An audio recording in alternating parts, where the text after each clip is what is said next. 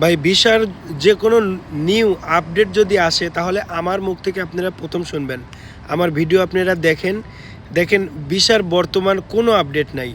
মনে করেন যে যারাই বলতেছে মিথ্যা কথা বলতেছে, কারো মিথ্যা কথার পামে পড়ে কিন্তু টাকা দিয়ে টাকাগুলো নষ্ট করেন না ভাই।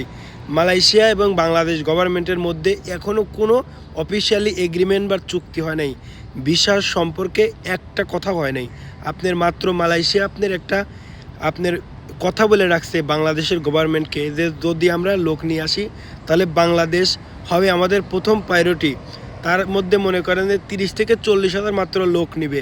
তারপরে তাদেরকে নিবে যারা হচ্ছে এর আগে অ্যাপ্লাই করে রাখছিল, আসতে পারে নাই, যারা ওদের আত্মহত্যা করতে গেল, গাং থেকে ঝাঁপ দিল, তাদেরকে নিয়ে আসা হবে ভাই।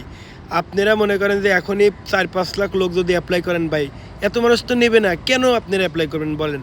আর আপনারা যদি আসেনি অফিসিয়ালি আসেন বাংলাদেশ গভর্নমেন্টের আন্ডারে।